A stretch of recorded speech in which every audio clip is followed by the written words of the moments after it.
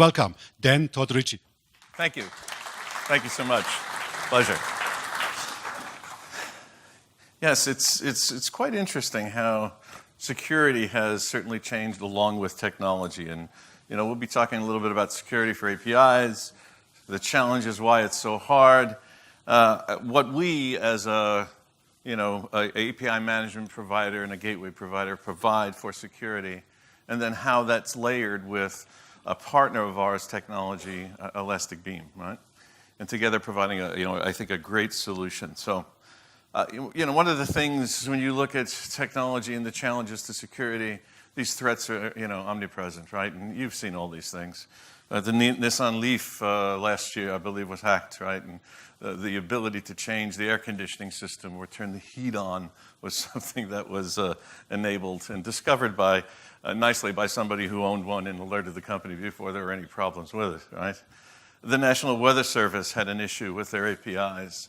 And basically, it was an Android app that was, abusing essentially the way it was using the API. But the impact, taking down basically their website because they're using the same APIs for both, right? And then lastly, even most recently, just essentially hacking into and finding passwords and, the API for that was compromised and having phone numbers and addresses and things of celebrities on the web, right?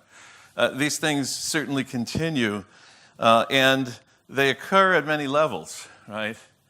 What's kind of interesting is there's this dual play, where we introduce new technology which brings great benefit, but then it also provides challenges for us to solve, right? So everything from the cloud, Bitcoin, all the way to network systems, right?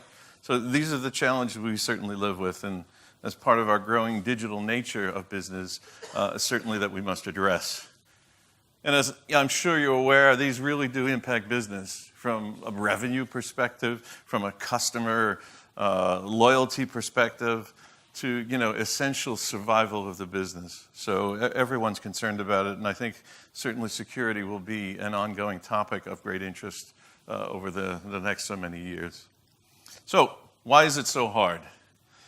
Well, as you see from this data here from Programmable Web, right? I think now they've peaked over 19,000 public APIs, right? Of course, there's even more internal APIs. So the problems are proliferating in more and more places, right? Also, there's higher and higher traffic volumes across all kinds of APIs, right? This whole sort of digital effort, this is the good news, is growing. And the impact of it on business is becoming greater and greater, right? But along with it, there's certainly the challenges, right? So we have certainly, the legitimate clients that are, using these services, and unfortunately, the ability sometimes to act as a legitimate client and the need to understand what that is, right? As well as different types of approaches with higher velocity. When, and one attack's not working, another one may be substituted for it. And we certainly start to see this on the high end in terms of technology. So it's hard to identify malicious activity, particularly when it's changing so much, right? And then that's really the new aspect of APIs and security that we're looking to address. And so when you look at APIs, there's certainly a number of areas and places where you run into these problems. Certainly with login, right? And the ability to have distributed denial of service attacks, you have folks who are using brute force methods, right? They're using stolen identities, et cetera, right?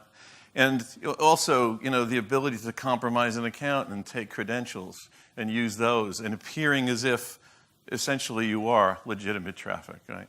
These are things that we, certainly are working against. And then, now most lately, the addition of AI, if you will, or machine learning on the hacking side, on the threat side, right? And that certainly is, I think where in the future will be something very strong.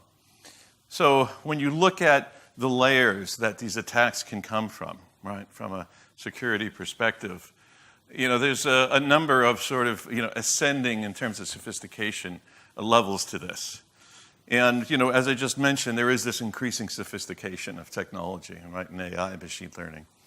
But there's also truly the need for folks to implement the technology that is available today correctly, right? The technology that's in these lower levels essentially is provided by, certainly by Axway and by a number of companies with gateways and things. But there is a huge amount of attacks that basically continue at that level, as you see from the quote from Monument basically in their most recent report, right? And they look at attacks from the very high to the very low in terms of this, this chart here. Okay, so we as a company, just a brief note about that and where this fits into our vision. We make a platform called Axway Amplify. And this Amplify platform is the combination of both integration technology as well as user engagement technology around APIs and the rest of that to provide a complete solution across what we call the digital value chain, right? And it is the combination of these products and the synergy between them that provides value, right? We're going to talk today principally around just one of those in API management, right? But I do encourage you to take a look at what we're doing with some of these other products in conjunction with API management. So what this enables, right, that complete view of product coverage, is to essentially be able to cover all the way from app development to back-end services, right? And provide the management of people and process in the API lifecycle, as well as the metrics that connect all this, right? And as I mentioned in my earlier session, the metrics are really key in the ability to connect them to the business goals that you're trying to achieve. Let me ask a question here, just by raising your hand. How many folks here have responsibility for the business side of an API program? The business goals. Okay, good. About a fifth. And so that's where all this comes together, right? You need to basically connect those metrics to what you're trying to achieve. We do this through coverage of the full life cycle. Here you see essentially some of those capabilities. We'll just discuss today primarily the gateway and management capabilities. And within that, we provide essentially a policy editor that comes complete with over 200 pre-built filters, which are policy components, if you will, and policies. And in the security aspects, you see things that are in the second column here. So the basics, the things that we hope to make easier, right? Okay. So when we look at those capabilities, how do they stack up versus basically the layered diagram, right? So at a network privacy level, the things you'd expect basically, the assurance that the communications basically having the confidentiality through transport, right? And not only that, but then also the integrity of the connections and the security of those communications. At the rate limiting level, right? By managing essentially the input and of APIs that you're processing, being able to control through quotas, through blocking, and things like that, right? They're all really critical. If you're not implementing some of these things, you run into that risk of threat. And then certainly, I think one of the big areas is under access control that you see here, right? Access being the real key, I think was mentioned in a number of the sessions this morning about how critical that is. And so, we've got essentially management of that through a number of different vectors, whether it's, whitelist, blacklist, or dealing with cross-origin, resource sharing, et cetera, or with hardware support, things like that. So, we look to essentially provide, a full range of capabilities to really address these lower levels, right?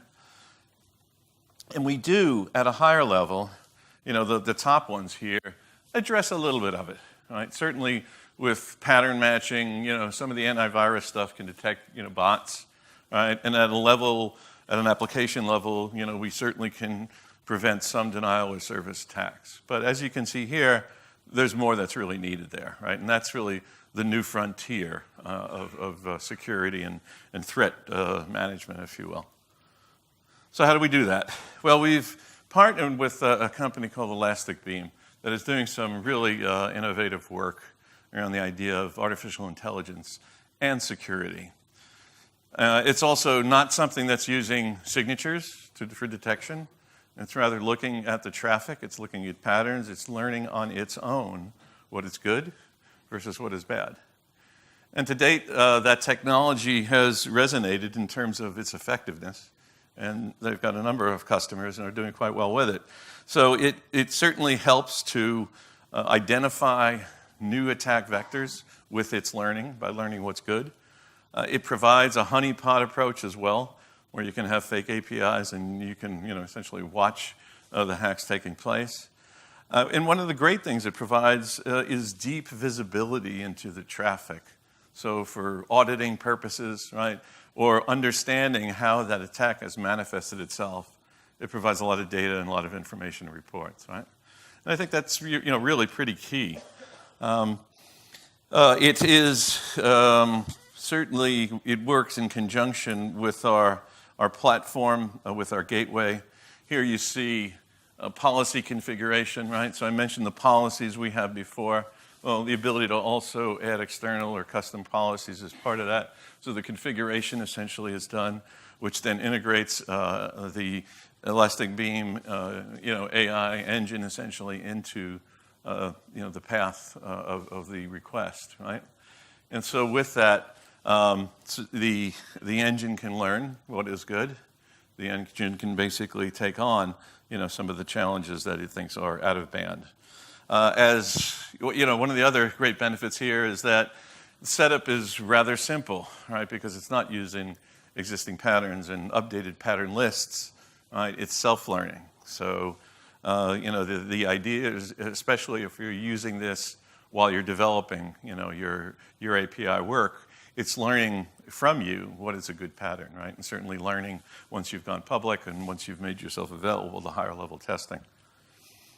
Okay, so what does that provide? Well, when we look at the diagram again, the stack, you can see a lot of functionality that basically relates to higher level threats. So, clearly there's, more advanced support around, bots, right? Bot attacks. And, there's a number of products that certainly deal with bots, but I think this adds a layer of intelligence to that approach, which is helpful. There's also then the ability to deal with distributed denial of service attacks. And certainly that's something that I think is pretty key here, because the severity of the impact that they can have on your business is certainly big, right? And then at the highest level, the idea essentially of dealing with advanced persistent threats. And this is sort of the cutting edge of security attack areas, if you will.